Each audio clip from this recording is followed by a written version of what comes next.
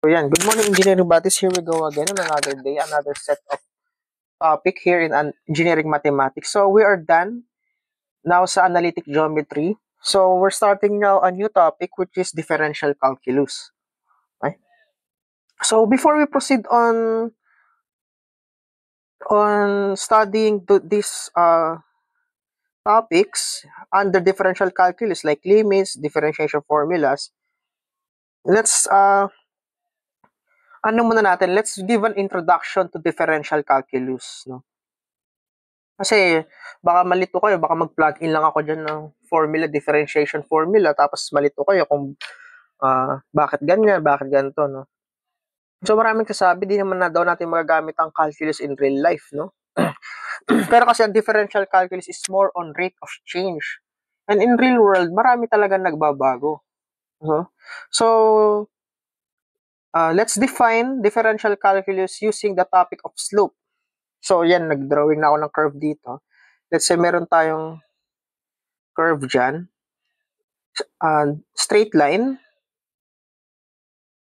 and then may dalawang points, no?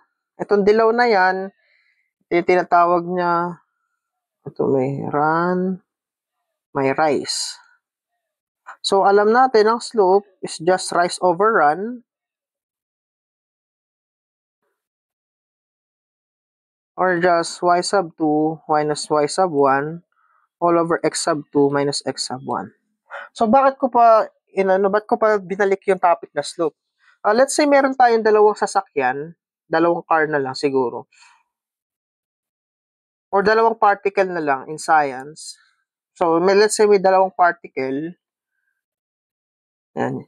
Ang particle kasi, nagmo-move yan, kunwari yan, pwede ang movement niya pag ganyan lang, just straight line. Pero alam naman natin na hindi na naman straight line yung movement ng anybody. So, pwedeng pag ganyan siya pa curve, yan, paiba-iba, isa pataas siya, tapos bababa, tapos tataas ulit. So, kumbaga, hindi mo masabi kung ano nga ba yung change, yung movement niya. Sa calculus kasi, tuturuan tayo kung ano yung position niya or yung speed niya at that instant. So, meron nga tayo, diba sa speed, may tinatawag nga tayo instantaneous speed. So, kunwari, at time 20 seconds, ano yung naging speed niya? At time 25 seconds, madalas nakakatulong siya kapag kunwari, ito may naghahabulan dalawang sasakyan, tapos may nakita sa CCTV na nakabunggo yung isa, hindi malaman kung sino yung nakabunggo kasi blurred yung ano. Kaso may mga during investigation nalaman na yung isang sasakyan at that time ganito yung naging speed niya, which makakatulong kung sino ba yung nakabangga. Mga ganung bagay ba? So may tinatawag nga tayong instantaneous speed. So at that instant. So sa straight line madali mo malalaman kasi at any point naman dyan sa straight line, pare-pareho lang naman ang slope yan eh. Pare-pareho ng slope yan kahit yung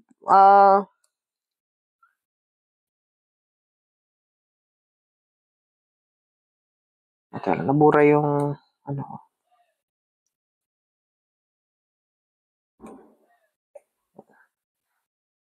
Sa straight line madali lang kasi kahit saan mo dalhin yung point mo, kahit dito, pareho lang siya ng slope. Ito lang din ang slope niya.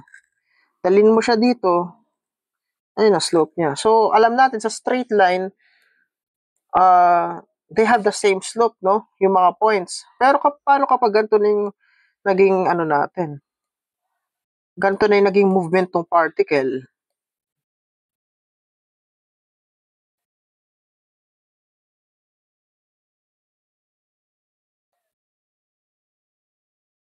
Okay, isa. Naayos ko para paano kung naging ganito na yung movement ng particle? Okay? Paano nga ba kapag ganyan na?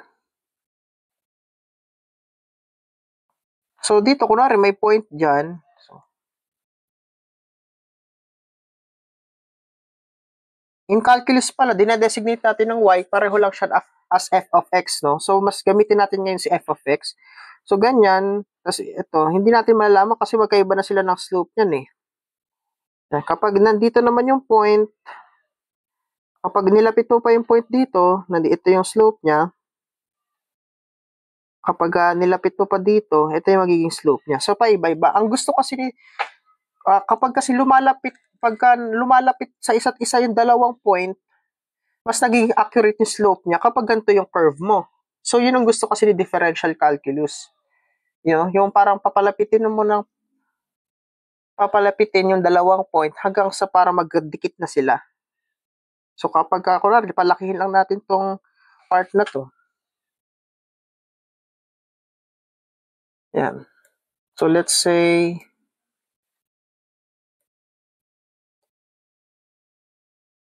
yung part na yan, yan, ganyan.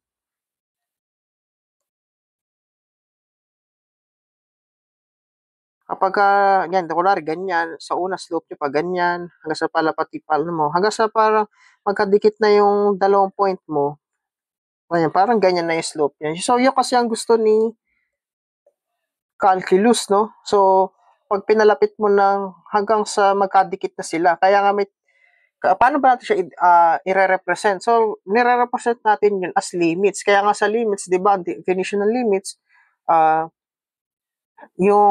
meron kang point, ano ba yung behavior ng point na yun? As yung point na yun is approaching sa certain value, let's say as x approaches 0. So, yun yung behavior ng point na yun. So, yun yung dinedefine na limits. Kaya nga kapag napapansin nyo, di ba, kunwari may function of ano ka, ganito sa limits, di ba, may function of x ka. So, ano yung limit niyan? Limit ng function of x as x approaches something. So, kunwari, as x approaches 0. So, yun. Kumbaga, behavior ng point na yon hanggang sa yung point na yon is makakarating sa certain value. Kunwari, bigyan natin example as 0.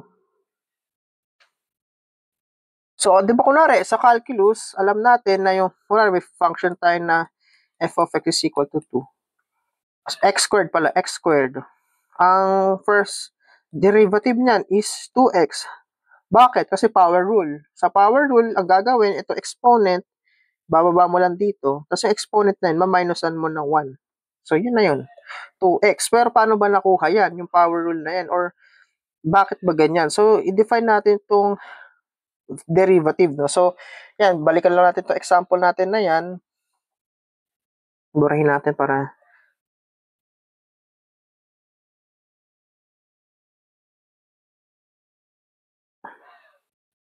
igawa na lang tayo ng ibang curve. Kunwari, may ganyang curve ka. No? So, kunwari, itong point na to ay x.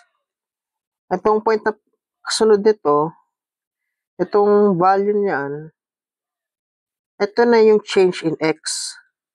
Kunwari, yan na yun, no? Kasi nagkaroon ka na ng value. Kunwari, nagkaroon ka na ng value ng x sub 1. Okay? So sa slope, di ba, kailangan natin may, katulad dito sa line, may ano dito, may value ng y, may value ng y dito. So, dito rin. So, anong value nito? Ito ay f of x lang. Okay? Ito yun yung y, oh. Yan. Tapos ito, anong value niyan? Di ba ito ay change of x? Tapos alam natin na itong value na to, ito yung x. Kasi ito, change in x. So, ito palang total na value nito. At that point is x plus change in x. So, dito, parang isasalpak lang natin doon, f x plus change in x. So, ito yung value niyan. Ano value ng point na to? E di x plus change in x. So, parang ang pinaka-coordinate nito, yung x niyan is x plus change in x. Ang y niyan is f x plus change in x. As ito, it's just x. Tapos f of x. Yan. Parang ganyan siya eh.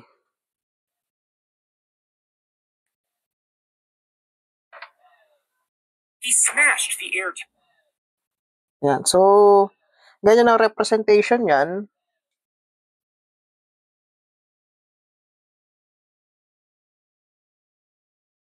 So, next, paano pa natin i-define yung, delete na natin to.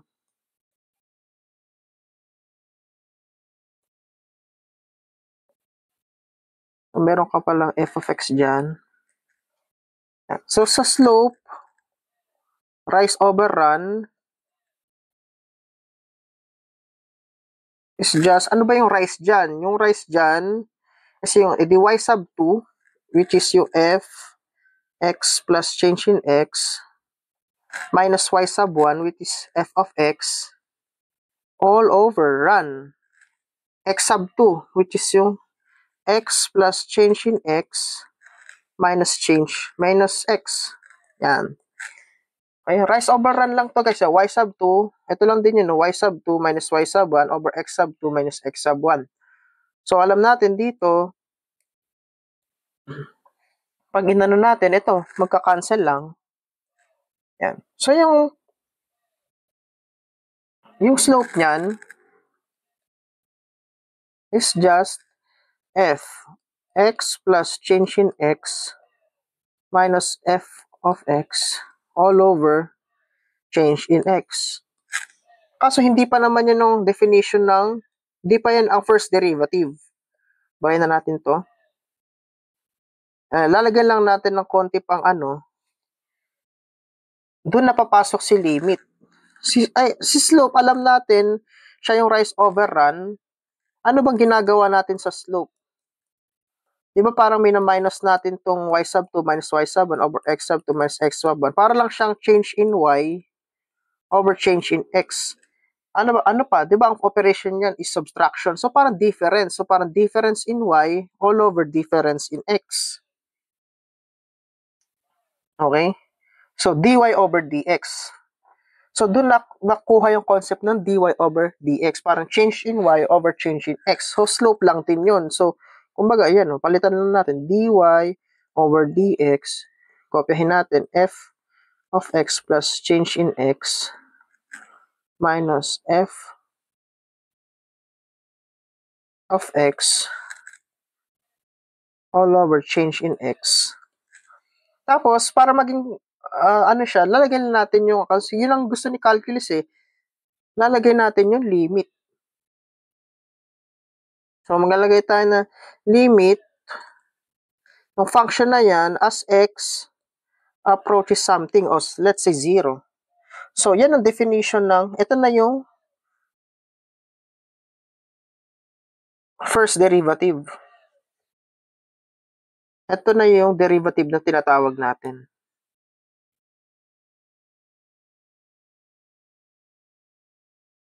Ayan na siya. Yan na yung general formula niya. Wala na to pala. Wala to. Yan.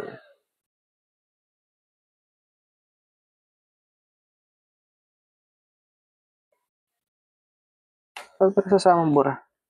Yan.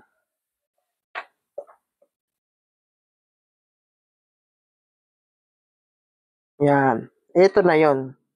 Limit nung change in y over change in x as x approaches something. So, kunwari, ginawa natin as x approaches 0. Kasi yun naman ang gusto ni calculus eh. Parang pagdikitin mo yung dalawang point hanggang sa parang maging nila is 0. Magkadikit na sila. So, kunwari, gamitin natin yung example natin kanina. Ang sabi sa example natin kanina, di ba may f of x dyan is equal to 2x ay x squared. Di ba alam natin dyan kung using power rule, first derivative,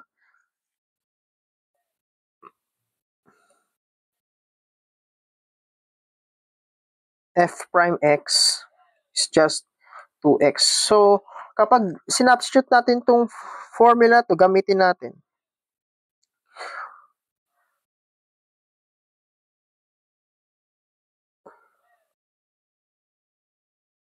X approach 0 is equal to, ano yung magiging fx plus change of x itong value na to, ng x squared?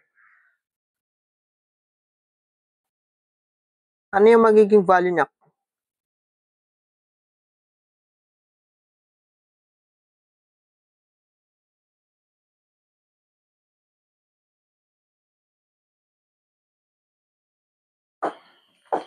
Sige, syempre, para maging x plus change in x squared. Okay? Minus, ano ba value ng f of x natin? X squared. All over, change in x. Ilagay mo dyan, change in x. So, kapag sinubstitute mo na itong 0, hindi pwede. Kasi kapag sinubstitute mo yung change of x pala to, change in x. As change in x approaches 0. As change of x approaches 0. So, kapag sinubstitute mo na to agad dito, magiging 0 yung denominator niya. Cannot be kasi ang any number divided by 0 is indeterminate, no? So, hindi tayo nag-evaluate ng limit pag ganyan. Ang ginagawa natin pag sa limits pa, sinisimplify pa natin. How do we simplify? Iano mo to, yung expand mo to. So, kapag expansion, x squared plus 2x change in x plus change in x squared minus x squared all over change in x. So, alam natin dito makakancel to, itong x squared. Tama. So, may matitira tayong value na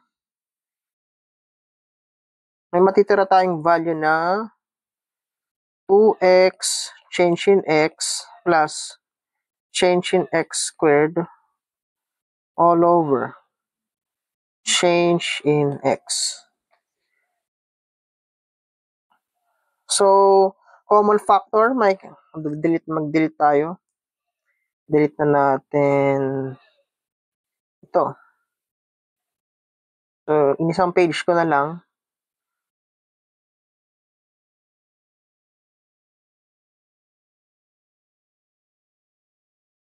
So, di ba natira sa atin is dy over dx limit as change in x approaches 0. Ang natira sa atin 2x delta x plus delta x squared over delta x.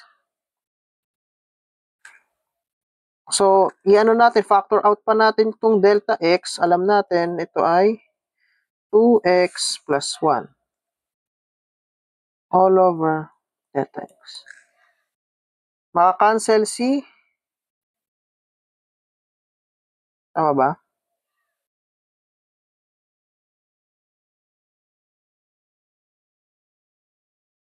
Bakit pala may 1 doon? Dapat wala yan. Minus pala to. 2x 2 delta x. Yan, tama naman. X squared plus 2x delta x plus x squared minus x squared over delta x.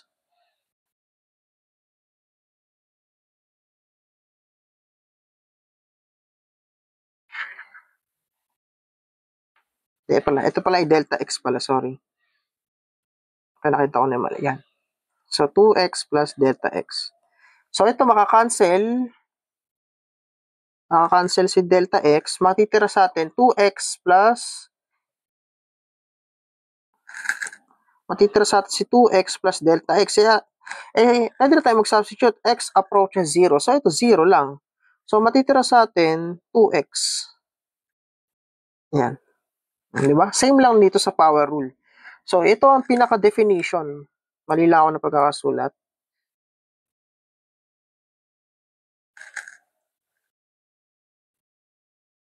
So, dy over dx limit as delta x approaches 0 is defined as, yan. So, ito ang general formula ng first derivative. O, definition ng derivative. Mathematical definition ng first derivative. Okay? So, ano bang point na pinagagawa natin? So, ang pino-point out ko lang dyan, ang differential calculus, the first derivative comes from the slope. So, dyan lang siya nag-umpisa. Kaya nga kung natatandaan nyo, ang definition of first derivative daw is slope of the tangent line at any given curve. Kumbaga, may bigyan mo yung equation ka, i-derive mo, first derivative, i-differentiate mo, yun na daw yung slope ng curve, yung first derivative. So, doon lang siya nag-umpisa. Alam naman natin, hindi na ang lahat, ang ano natin, hindi lang naman ang movement ng sasakyan or any particle is a straight line. So, malamang curve talaga yan. Nagbabago. So, yan ang goal ni calculus at mahanap yung speed or position at that instant. Okay? By using slope or first derivative. Yan.